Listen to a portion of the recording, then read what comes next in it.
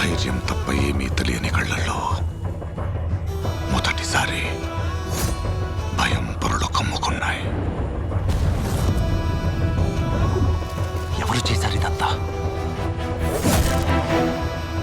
సానా పెద్ద కథ సామి. రక్తంతో సంద్రమే ఇరుపెక్కిన కథ. మా దేవర కథ.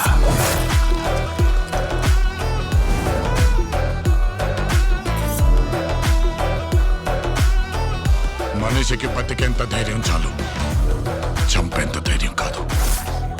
కాదు కూడదు అని మీరు మళ్ళీ ఆ ధైర్యాన్ని కూడగలితే